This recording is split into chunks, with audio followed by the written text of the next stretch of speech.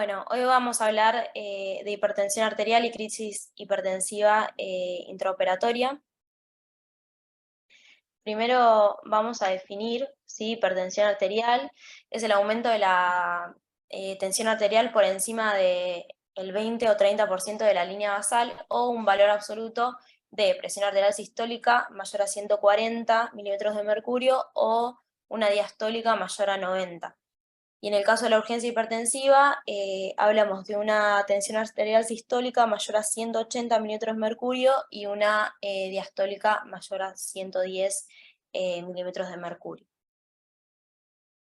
En cuanto a las causas de un paciente hipertenso en quirófano, podemos estar hablando de un paciente que tenga una hipertensión preexistente, sea hipertensión arterial esencial o secundaria a otra patología, la liberación de catecolaminas que puede estar dado por la laringoscopía, por la intubación, por estimulación quirúrgica, es decir, por algún estímulo doloroso, el mismo despertar de la anestesia, la hipoxemia, la hipercapnia, la abstinencia aguda de la medicación antihipertensiva, el feocromocitoma, la tormenta tiroidea y el síndrome carcinoide, que entrarían dentro de los endocrinológicos.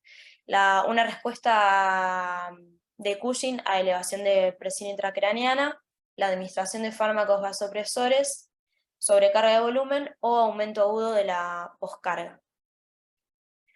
Teniendo en cuenta las causas del paciente hipertenso en quirófano, podemos tomar distintas medidas para prevenirlo,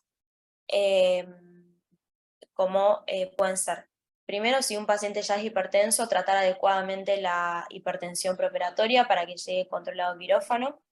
Continuar siempre con la administración preoperatoria de medicamentos antihipertensivos hasta el momento de la cirugía, considerando no mantener los inhibidores de la enzima convertidora de angiotensina y los arados también se podrían suspender el día de la cirugía para reducir el riesgo de hipotensión intraoperatoria. También se puede considerar, si es una cirugía programada y lo amerita, si hay hipertensión grave, es decir, una presión arterial sistólica mayor a 200 o una presión arterial diastólica mayor a 110, se podría posponer y reprogramar. Si hay daño de órgano blanco también es un criterio, y considerar una vía arterial para vigilancia continua de la presión arterial. Siempre tener una adecuada analgesia y profundidad anestésica previa a la laringoscopía, que es uno de los desencadenantes de hipertensión arterial. Evitar la ketamina en pacientes que sepamos que son hipertensos. Anticiparnos a momentos quirúrgicos que sepamos que que pueden llegar a ser desencadenantes como explicado, de un estímulo doloroso, ¿sí? Y en ese caso aumentar la profundidad de la anestesia. Evitar la hipovolemia, evaluar el uso de medicamentos vasoactivos, mantener una adecuada ventilación para evitar la hipoxemia e hipercapnia, que como mencionamos antes son desencadenantes de hipertensión, y utilizar un equipo de vigilancia de monitorización de TEACOR. En cuanto a las manifestaciones, obviamente estas van a depender de si es un paciente que está con una anestesia general o si es una sedación, pero bueno, lo que podemos ver es durante la monitorización el aumento de la TA, sistólica, diastólica o media, taquipnea, taquicardia, sudoración o daño de órgano blanco, dependiendo del estado de conciencia del paciente. En cuanto al manejo, lo primero que debemos hacer es verificar que la presión arterial que estemos observando sea real, ¿sí? Comprobar la medición, medir manualmente, ver que esté funcionando todo bien. Una vez que constatemos esa TA, como todo algoritmo de urgencia, pedir ayuda, utilizar o verificar que la vía arterial, si la poseemos, esté funcionando correctamente. Obviamente todo esto sin retrasar el tratamiento de la misma, ¿no?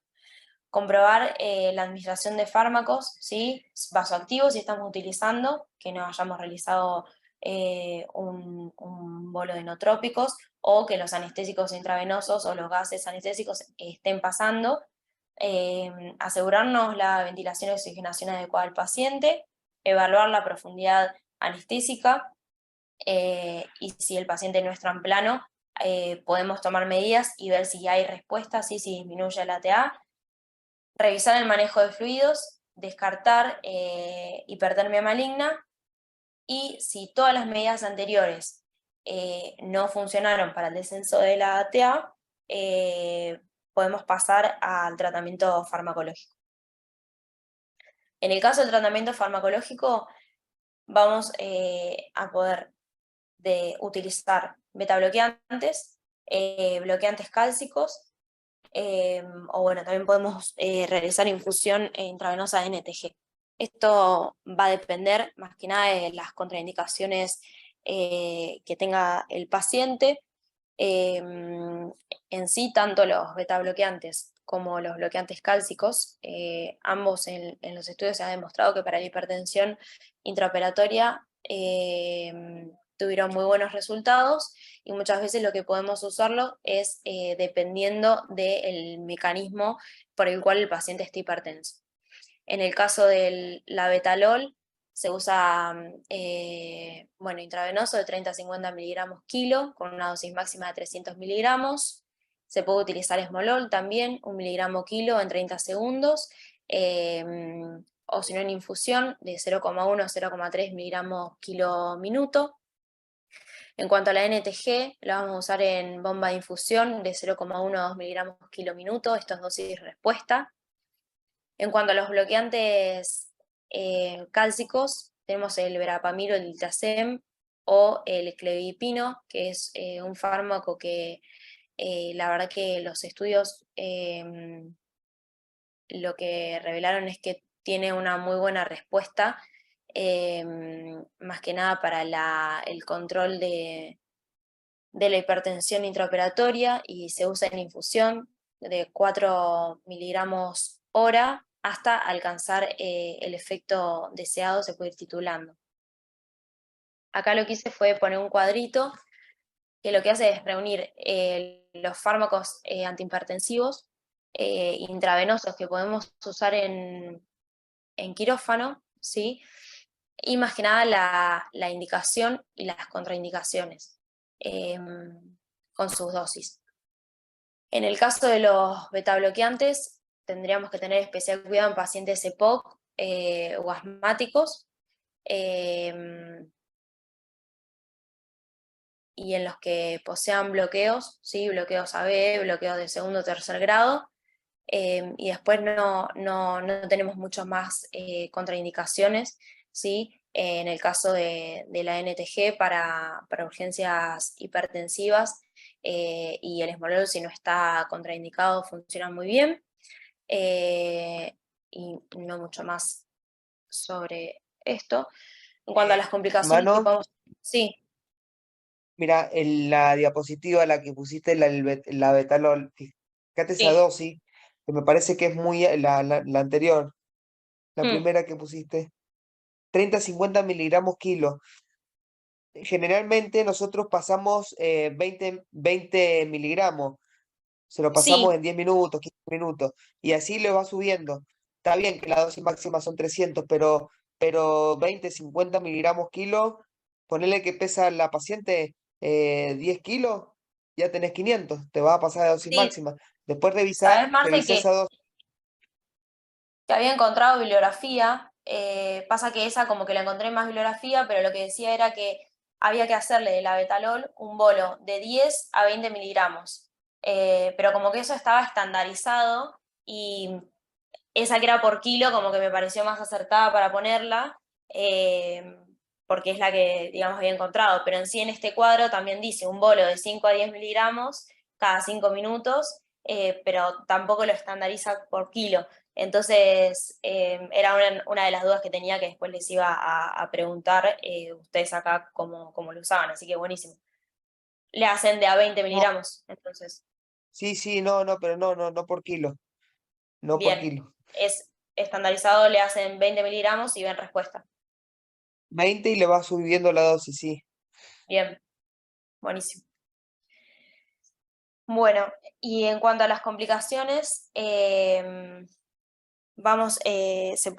paciente hipertenso puede presentar un infarto agudo de miocardio, arritmias, falla cardíaca de una insuficiencia cardíaca congestiva con edema pulmonar, aumento de las pérdidas sanguíneas intraoperatorias, aumento de la presión intracraneana, dehiscencia de las suturas y hemorragia cerebral o encefalopatía hipertensiva, digamos, todas las complicaciones propias de la hipertensión arterial o la crisis hipertensiva. Y bueno, nada más. Y la bibliografía. No sé si algún otro aporte aparte del de la Igualmente, lo que dosis. decís vos, tener en cuenta que si bien el tema de la presión arterial con la presión intracraneana, pero tener en cuenta que si vos le haces NTG a un paciente, lo vasodilatás y también le aumentás la presión intracraneana. Entonces, en un Claro. paciente de neuro, por ahí elegiríamos otro antihipertensivo y no, por ejemplo, la NTG que nos aumenta Claro. la pica. Sí, ahí en el cuadrito también decía que la mayoría, exceptuando tal vez los beta bloqueantes, todos aumentan la PIC. Bien, sí, muy bien. Hablaste de los fármacos que generalmente usamos. El enalapril lo usaría porque es un fármaco que tenemos a disposición en cualquier quirófano y que lo El usamos mucho. enalapril, sí. El enalapril viene una ampolla, si no me equivoco, de 2,5 miligramos. 2,5, 2 centímetros. Sí, y le pasás la mitad, se la pasás la mitad en 15 minutos y si no responde, sí, a la media hora, una hora no responde, le pasás la otra mitad, la ampolla de 2,5. Pero generalmente usamos esa dosis cada 12 horas. Siempre igual por ahí tener en Le agregaría cuenta eso, que es una medicación que está en cualquier quirófano, ¿sí? Habitualmente Bien. lo usamos. que si el paciente es hipertenso, descartar las causas, digamos, de por qué puede estar Claro. hipertenso, porque está fuera de plano, porque, no sé, hay algo, el manguito está acodado, cualquier cosa puede pasar. Primero descartar todo eso y después sí empezar con el tema de los Mira, para lo que dice Manu, yo tengo una anécdota para contar que nos pasó una vez con Seba. Estábamos despertando una columna y el paciente se despertó medio confuso, y se estaba poniendo hipertenso, no sabíamos qué mierda le pasaba, Se y me- no tenía nada para pensar de qué mierda le estaba pasando al paciente. Entonces empezamos con la droga, con el anapilato, con esto, que lo otro, y después resulta que nos habíamos olvidado de ponerle sonda y el paciente había hecho una RAO, y estaba hipertenso por la RAO. Así que le ¿Por la qué, pusimos la perdón? sonda y le dimos 3 litros de orina. Una retención Ah, aguda. una RA. Mirá, ¿no? Y no tenía sonda. Sí, a veces no le No ponen tenía sonda. sonda el paciente. A algunos traumatólogos, una sonda, ¿para qué una sonda? Sí. Y sí, aparte se van con un montón de morfina a veces. eh, Está bien, una cirugía larga para mí deberían ir todos con sonda. Bueno, nos vemos. Que anden bien, muy lindas las clases. Ahí mando los pub si no hay nada que modificar, Marci. Sí, Entonces, agregarle lo del, fíjate lo del labetalol, para que no quede esa dosis por kilo, por las dudas. dale. Sí está bien la que está en esa imagen que pusiste. Y ponerle la dosis del enalapril, que es algo que generalmente usamos, ¿sí? Bien. Pero todo lo demás está muy lindo, quedó muy bien y muy concisa.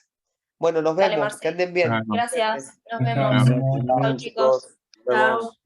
Chau, chau.